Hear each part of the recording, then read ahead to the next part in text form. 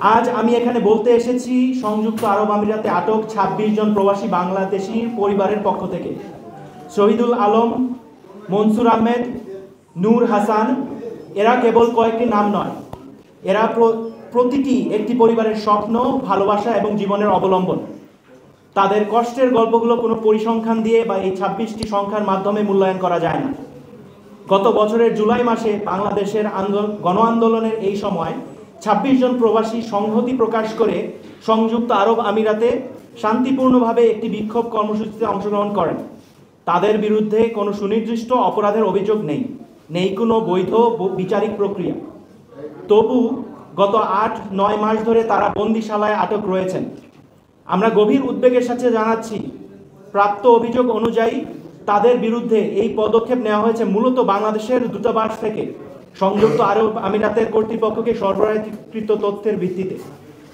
এটি একদিকে যেমন প্রবাসীদের মত প্রকাশের অধিকার হরণের দৃষ্টান্ত, অন্যদিকে মানবাধিকার ও কূটনৈতিক দায়িত্বের চরম লঙ্ঘন। আমরা মনে করি যে এ ধরনের পদক্ষেপ একটি গণতান্ত্রিক রাষ্ট্রের চরিত্রের পরিপন্থী। রাষ্ট্রের দূতাবাস যেখানে প্রবাসী নাগরিকদের সহায়তা ও নিরাপত্তার আশ্রয়স্থল হওয়ার কথা, সেখানে তাদের বিরুদ্ধে নেওয়া এই অবস্থান আমরা মনে করি যে এটি একটি সাংবিধানিক ও আন্তর্জাতিক আইনের পরিপন্থী। আজ আমরা স্পষ্টভাবে সরকারের ও পররাষ্ট্র মন্ত্রণালয়ের কাছে দুটি জরুরি দাবি জানাচ্ছি। দাবি ১, আটক প্রবাসীদের বিরুদ্ধে আনীত সকল অভিযোগ অবিলম্বে প্রত্যাহার করতে হবে এবং এটি একটি সুসংহত কনসুলার কমিউনিকেশন চ্যানেল স্থাপন করতে হবে অবিলম্বে। দাবি ২, দ্রুত কূটনৈতিক ও আইনি পদক্ষেপ গ্রহণ করে এই ২৬ জন প্রবাসী নাগরিককে মুক্ত করে দেশে ফিরিয়ে আনার দ্রুত ব্যবস্থা গ্রহণ করতে হবে।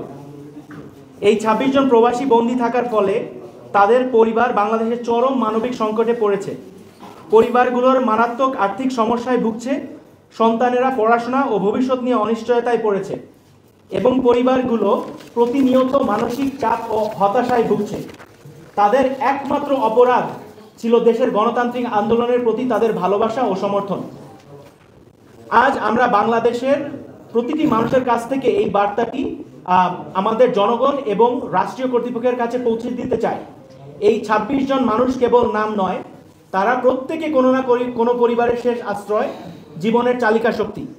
তাদের মুক্তি এখন কেবল সময়ের দাবি নয়, এটি একটি রাষ্ট্রের নৈতিক ও মানবিক দায়িত্ব বলে আমরা মনে করছি।